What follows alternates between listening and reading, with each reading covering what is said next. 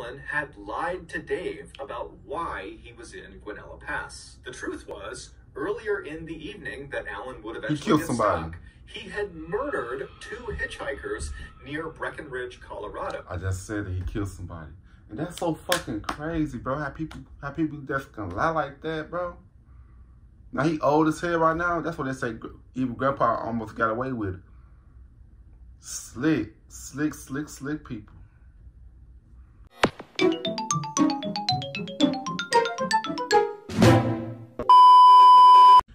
Yo, what's good? What's going on, YouTube? It's your boy K1 CB back with another motherfucking reaction video. You know what I'm saying? Today's number to be reacting to Mr. Ballen. Evil Grandpa almost got away with it, you know what I'm saying? Shout out to the person that told me to be. I said, shout out to y'all, shout out to y'all, shout out to you, you know what I'm saying? Yeah, I love reacting to Mr. Ballen, man, because he be having some interesting stories to tell, man. I love every bit of it, you know what I'm saying? But you like to give a thumbs up, you don't give a thumbs down, kind of why. We don't care, just YouTube. You want to see more reaction videos from me or other videos from me, make sure you guys go on my channel, check my videos. Yes, squad, let's get straight into this video. Let's get it.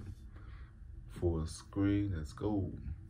During a snowstorm in 1982, a man on board a commercial plane looked out of his window and saw something very strange at the top of a Colorado mountain. When authorities were alerted and sent to that spot on the mountain, they could not believe what they found there. But before we get into today's stories, if you're a fan of the strange, dark, and mysterious delivered in story format, then you've come to the right place, because that's all we do, and we upload once or twice every week. So, if that's of interest to you, please invite the like button to participate in your nice casual...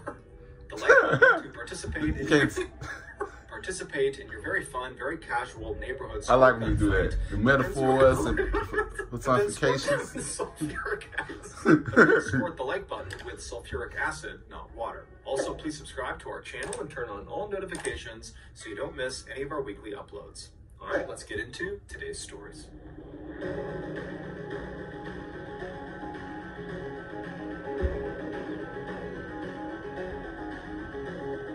Orange juice. In 2018, a 56-year-old father of 4 named Tayyeb Suyami was living in a quiet, modest town in New Jersey called Little Ferry. Tayyeb had moved to the United States from Africa back in 1996, and after getting settled in New Jersey, he had landed a job as an accountant for a food importing company. At first, Tayyeb's salary had been enough to provide for the family, but as his family grew, his salary just wasn't enough, and money became a real problem. And so eventually, Tayyeb's wife also got a full-time job, but even then, with 2 full-time working adults, the family had to stay on a very strict budget just to make ends meet. And that year, in 2018, one of Tayyeb's daughters was getting ready to go to college, and so Tayyeb was forced to refinance his mortgage just to make the initial payments on his child's college bills. But despite his financial struggles, Tayyeb did not let it bother him. He was an eternal optimist who fundamentally believed that in the end, everything would just work itself out. On May 1st of that year, Tayyeb was on his way home from work when his wife called him and asked if he would swing by the grocery store and pick up some orange juice. So Tayyeb stopped at the ShopRite grocery store in Hackensack, New Jersey, which was only a couple miles north of Little Ferry where they lived. And he went inside, he went to the juice aisle, and he scanned the different brands of orange juice, and at some point he grabbed the most appealing orange juice that was still within their budget. It was $5. He takes the juice, he goes to the front of the store, he pays for it, he goes outside, he hops in his car, and he heads home. When he pulls into his driveway, he gets out, he goes into the house, he goes right into the kitchen where his wife was, and he proudly set the orange juice down on the kitchen table, expecting a thank you from his wife. But his wife turned around and she looked at the orange juice and she saw the brand he had purchased, and she immediately said, "How much did you pay for that?" And Tayyeb said, $5. And she said, "Well, you got to take it back, because I know that brand is on sale for $2.50 at the grocery store right down the road. So go return this one."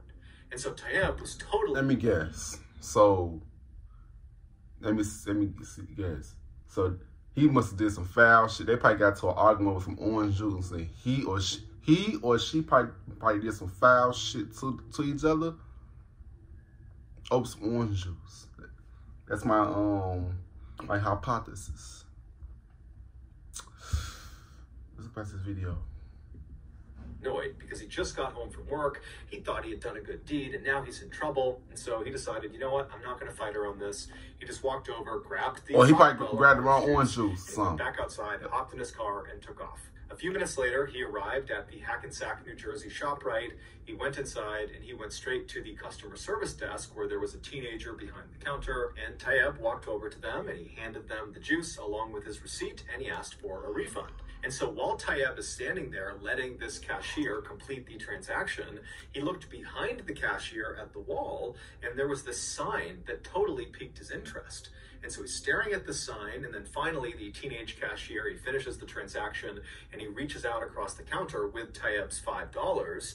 And Tayyab, he reaches out and he takes the $5, but then he pauses for a second. And he's kind of looking up at the sign and he's thinking about what he should do. And he knows that if he does this, if he does what the sign is telling him to do, he's going to get in trouble with his wife because this is the exact opposite of what he was sent out to do. But Tayyab just couldn't help it.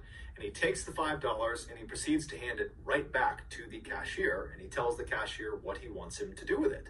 And so a couple minutes later, Tayyab leaves the ShopRite with no juice, with no $5, but 2 small slips of paper in his back pocket. And so Tayyab hops in his car and he drives to the grocery store that's right down the road from their house. He goes inside and he gets the on sale $2.50 bottle of orange juice. And then he goes back into his car, he drives home, he goes in the kitchen and he sets the juice on the counter and tells his wife, yep, I got the right one, $2.50. And he's just hoping the whole time that she has not checked the bank account and has not discovered what he had really been doing while he was out, because he had actually spent more money on the second trip than the first time. But apparently his wife had not checked the account yet, and she just thanked him for being willing to go out and get the better deal. And so Tayyab very happily left the kitchen. So what the fuck he been doing spent with the rest of the night watching TV and hanging out with his family. And then early this morning, Tayyab got up and he decided, you know what? I need to do something to curry some favor with my wife because she's gonna learn what I did with the refund money pretty soon. And so he decided he would just go out and do a bunch of hard work that day, right in front of his wife, to make sure she really saw that he was doing some good stuff. And so he goes outside, he opens up the garage, and he's about to pull the lawnmower out when he notices his car is really dirty. And so he decides, you know what, I'm gonna go wash my car first and then come back and cut the grass and do some other things. And so he goes inside and he tells his wife what his plan is. And she says, okay, I'll see you in a little bit when you come back from the car wash. And then Tayyab went back outside, he hopped in his car and he left.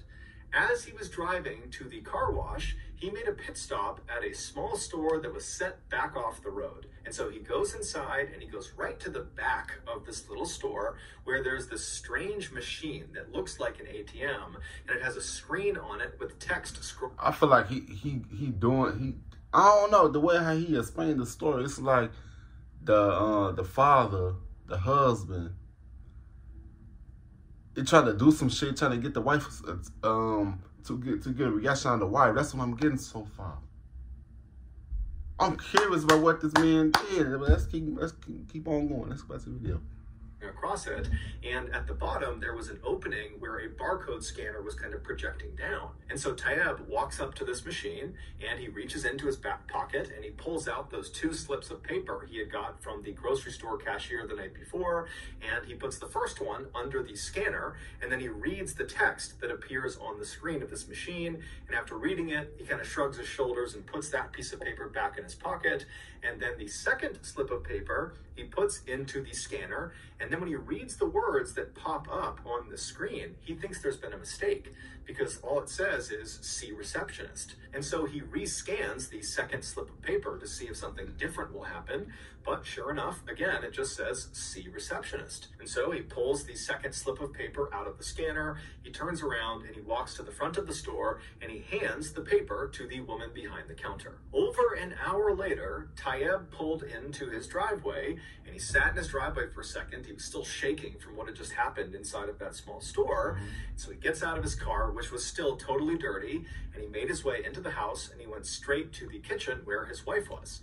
And so as soon as he gets in the kitchen, his wife turns around and looks at him and says, "Where were you? The car wash is like 5 minutes away. Why were you gone for like 2 hours?" But Tayyab, he's got no expression on his face, and he looks at his wife and says, "Give me $100. And his wife scrunches her face up at him and says, "No, where's your money?"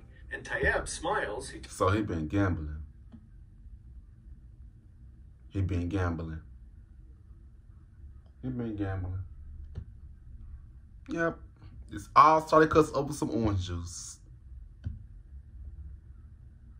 That's what I'm getting so far. Let's pass this video. Around, he reaches. He spent all that money. He spent all that money. That's the gamble. Paper, and he hands it to his wife, and he says, "Here's my money." After getting that $5 refund at the ShopRite in Hackensack, New Jersey, you trying to make some more money. A sign on the back wall that was advertising for a Moneyball jackpot lottery. And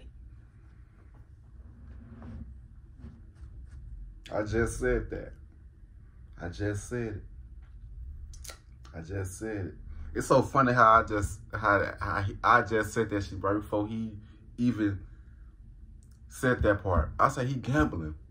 It's like some gambling shit. Like he trying to spend some money just to make more money, but he end up losing a lot of money. Don't be gambling, bro. Don't be gambling. You gotta have a lucky chance with gambling. Let's pass the video. Decided to use the $5 refund to buy 2 lottery tickets. And so he buys these 2 lottery tickets, and the next day, that store set back off the road he went to was a convenience store, a 7-Eleven, and the machine he was using was a machine that scanned your lottery tickets to see if they were winners. And so the first ticket he scanned, it was a dud, it didn't win anything. But the second ticket, when he scanned it, it couldn't process the amount of money he had just won. And so that's why I told him to see the receptionist. And so he brought the second ticket up to the counter, he handed it to the woman, and after she scanned it and saw the amount of money he had won, all she could do was say, "Oh my God, oh my God, oh my God." Oh shit. So he must have won. Oh shit. The orange juice was the lucky winner. Oh shit. Hey, what about the video? And when he asked her, what are you looking at? What happened? She just goes, "Big." And so when he got home, Tayyab handed that slip to his wife, and on it was the amount of money that he had won. He was the jackpot winner. He had won $315 million.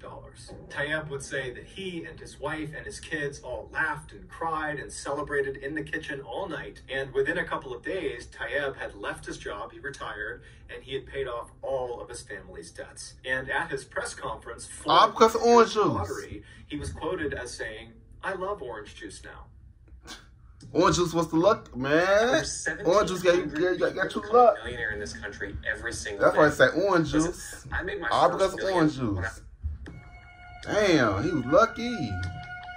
In 2012, someone went on Reddit and asked people to share their personal glitch in the Matrix stories. A glitch in the Matrix story is any story where something totally unusual happens that doesn't have a logical explanation. So these are true stories, or at least purported to be true. They're first-hand accounts, and they're very popular on Reddit. And so this particular query on Reddit got very popular. It went totally viral. And so there were thousands and thousands of stories commented down below. So lots of people gave their glitch in the Matrix story. Now, the top comments, so the top stories that were given, were really, really interesting. But by far, the best response, the best glitch in the Matrix story, got no attention at all. It was buried at the bottom of 14,000 plus comments. This story, which was written by a person who just went by Sarah X11, should have gone completely viral. It should have been the top comment by far. But for whatever reason, it wasn't. And so now, 10 years later, no one really knows about it. While we don't know for sure if Sarah X11's story is true, as it is just an unverified first-hand account, What we do know is that this was the first story that Sarah X11 had ever posted to Reddit about glitches in the Matrix. The majority of her Reddit activity consisted of liking cute pictures of cats and dogs. So this person, this user, was not on Reddit for clout. Also, when Sarah X11 posted her story in this Reddit thread, there were already thousands and thousands of comments posted. So if they were trying to get recognized through this story, they chose the worst post to do it on. If you want to get recognized in a comment section and be a top comment, typically you have to be one of the very first comments after this thing gets posted. And so she's posting after thousands and thousands of people have done this. So in my mind, it seems like this post by Sarah X11, this story, has got to be true. And even if it isn't true, it's one of the coolest stories I've come across on the internet that is guaranteed to give you goosebumps. I don't know what it is. Okay, here we go. In 2006, a 20-year-old woman named Sarah started having some very strange dreams about a woman named Aurora. She had a very striking face with sharp features and long black hair. Now, her dreams varied. Sometimes Sarah was in a crowd of people, or she was at her office, or she was just alone in a room. But in all of her dreams... Let me tell you something. Damn. Oh. Oh. Oh shit, man. Yeah. Yeah. I'm not gonna lie. Dreams is part of, it's a perception of reality, man. It's a whole nother dimension. And what's it is, the glitch of the Matrix. What you dream of, it could be crazy, bro. It could be crazy, bro. Let's watch this video. That shit just threw me off a little bit. That just threw me off, but let's watch this video. Aurora would always show up. Either she would interact with Aurora and they would speak, but but Sarah could never remember what they actually spoke about.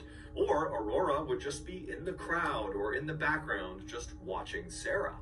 Now, she had these dreams enough that eventually Sarah began to think, I must know someone named Aurora. I must have come across this person, and now they're just kind of manifesting in my brain at night when I'm sleeping. Dreams so she began going be through real. her older posts on social media to look in pictures of her and of her friends to see if there was a woman with striking features and long black hair that was this Aurora person in her dream.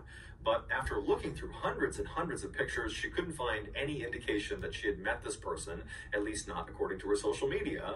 And so Sarah began just going on Google and typing in, Aurora, long black hair, striking features. Has anybody dreamed about this? To see if there were people talking about having this type of dream on the internet.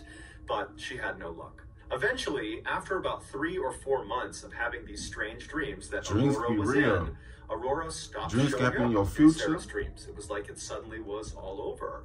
And so very quickly, Sarah just kind of forgot about it. A few years later, on Halloween night 2009, Sarah and a friend pulled off the highway into a gas station. They had been out with some friends celebrating Halloween, and now they were making their way back home. Sarah pulled into an empty spot right in front of the convenience store, and after they were parked, Sarah and her friend got out, they went inside, they got some snacks and drinks, and then they came back outside and climbed back into Sarah's car. A few moments later, Sarah had turned her car on, she had backed out, and she had driven past all of the gas station pumps, and she was making her way towards the single-lane strip of road that merged out onto the highway. It was how anybody who got into this gas station got back out onto the highway. And so as she's getting closer to the entrance of this short merge road, her phone suddenly rings. What happens next occurred over a span of just a few seconds. So it might seem like this is over several minutes, but this all happened pretty much simultaneously.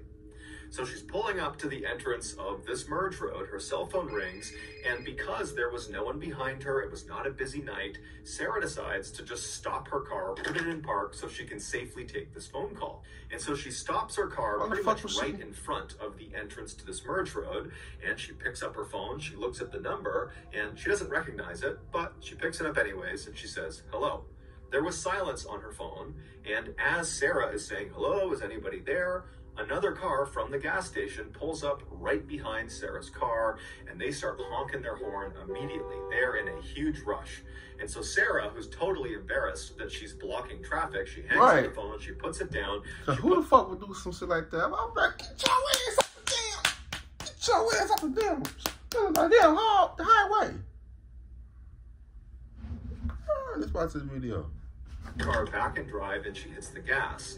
But this driver behind her is apparently in such a rush, they're so impatient, that they actually swerved around her, driving on the dirt off to the side of the road just to get around her. That's what we got, man. And they sped off crazy on this road. Back onto the highway. And literally, seconds later, another car that was already on the highway, a silver Honda Civic, lost control and smashed into this car that had just passed Sarah's car. So there's this huge car accident literally right in front of Sarah and her friend, who have now stopped the car. They're right at the end of the merge road looking at this horrible accident that they narrowly escaped. Sarah put her car back in park, she picked up her phone, and she called the police. When the police showed up a few moments later... Hold on, pause.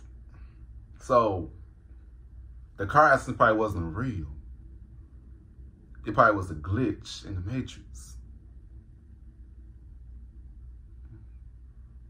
Let me see what you gonna say. They took down Sarah and her friend's version of events, and then a little while later, after the ambulances had left and after the two cars had been pulled off of the highway, one of the police officers pulled Sarah aside and told her that the driver of the Honda Civic and the driver of the car that had swerved around her had both been killed in the accident. Shocked, the only thing Sarah could think to do was to call back and one of the girls was Aurora that had effectively stopped her from getting onto the highway and maybe even stopped her from being hit by that Honda Civic. And so she wanted to talk to this person and thank them for saving her life. But when she called the number back, the person did not pick up. However, it went to her voicemail, and it said, "Hi, you've reached Aurora. Leave your name and number after the beep." Sarah could not believe it.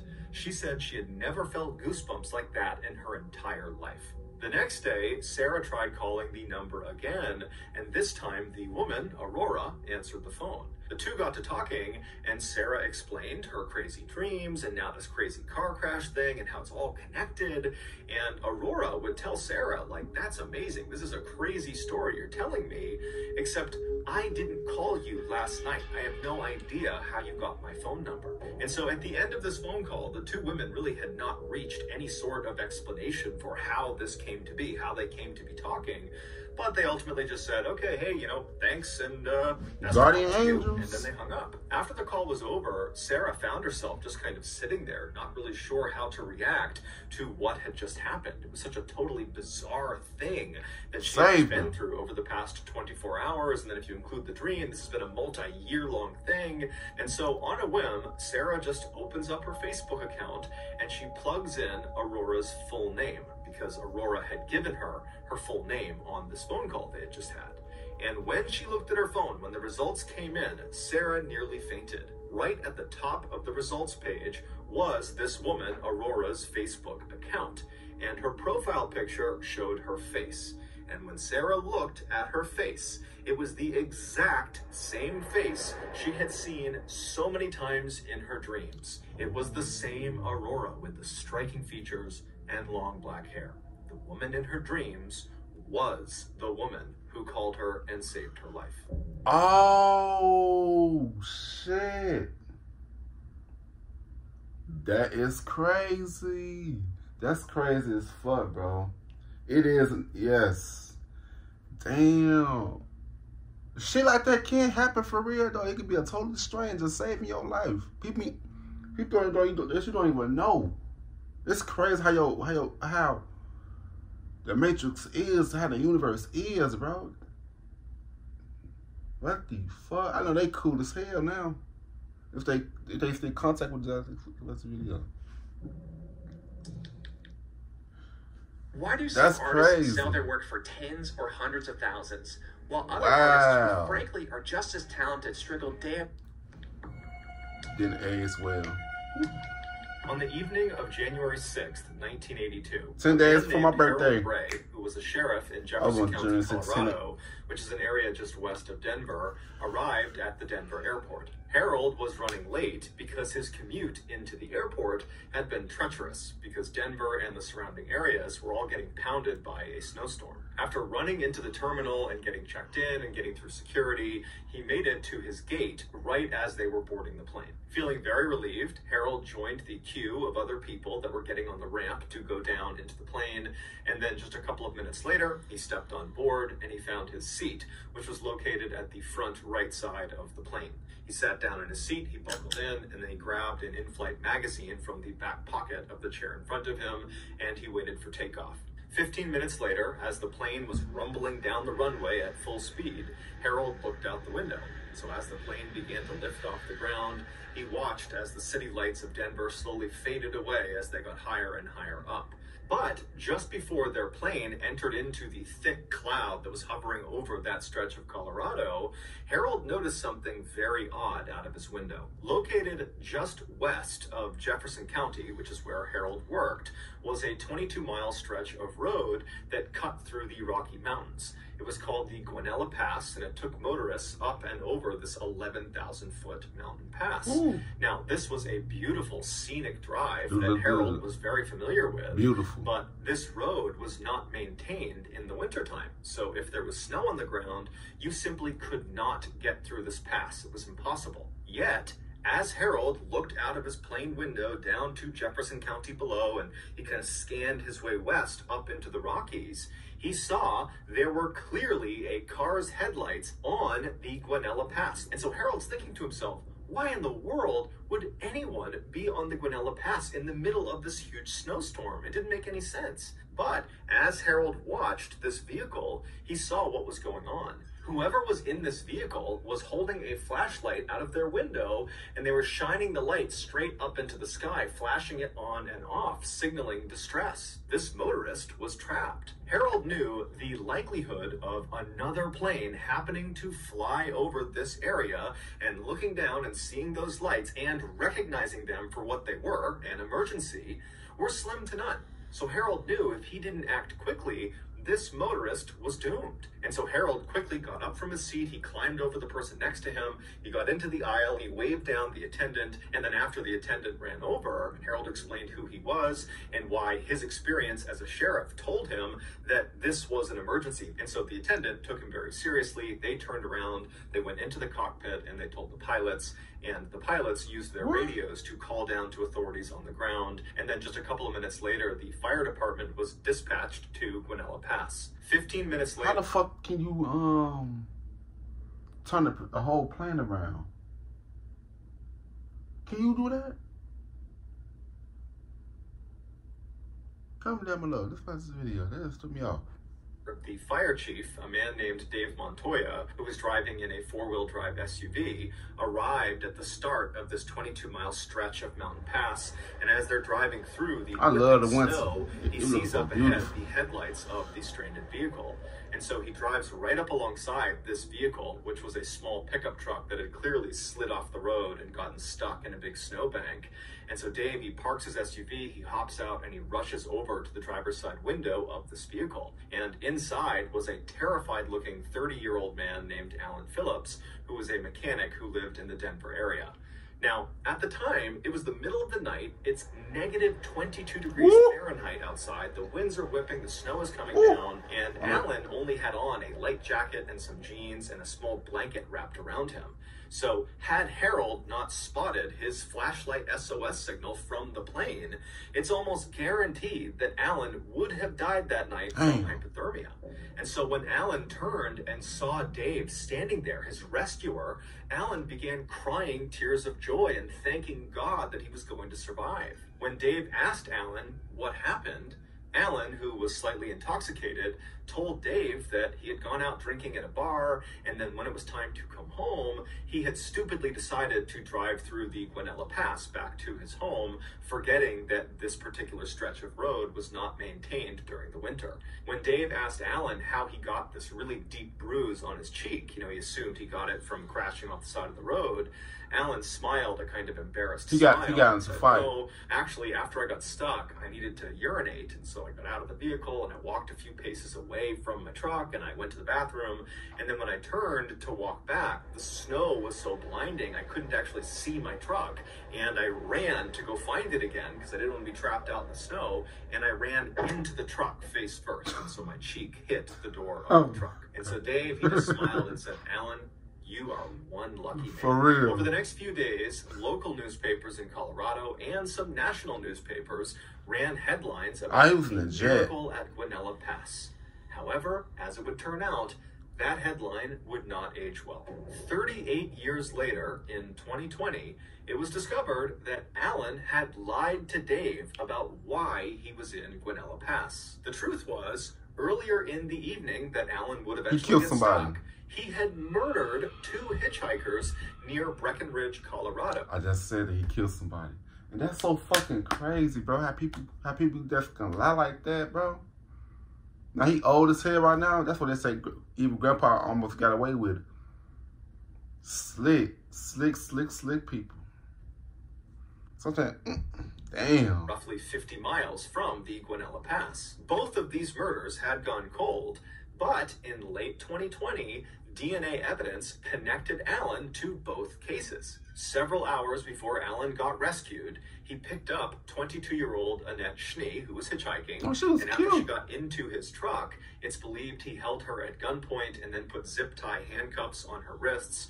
And then we don't really know what happened next. But at some point that night, Annette was taken out of the vehicle and led into the woods, and she was shot in the back, and she was left face down in a stream. A couple of hours after he killed Annette, Alan picked up another hitchhiker, 29-year-old Barbara Oberholzer, and when she got into his truck, it's believed he did the same thing. He held her at gunpoint and put her in zip-tie handcuffs. However, Barbara was able to break out of her restraints. It's believed she struck Alan in the cheek, which is why he got that deep bruise on his cheek, and then she leapt out of his car and started running. But Alan got out, chased her down, and shot her in the chest, killing her, and then he dumped her body off the side of this cliff down into the snowbank below. So the only reason Alan got stuck in Guanella Pass is because he was attempting to flee the area where he committed these murders. And he likely just didn't understand how dangerous this pass was, and so shortly after turning onto it, his truck slid off the road, and he got... Karma. That was karma trying to get at your ass. Like, bitch, where you think you going? Yeah, get your ass here. But I feel like the universe was trying to. Who's the man that what's his man name? The one that supposed to be saved him. The universe trying to tell him, but he failed to realize that he was a murderer. I dig deep into things. Don't mind me. In February of 2021, Alan, who was 70 years old at the time and still living in the Denver area, was finally arrested for these 2 murders. And you're going to jail. Awaiting trial. Yeah, I'm going to stay in jail, sir, for the rest of your life. We don't know what his motivations were. It's not clear, he hasn't said.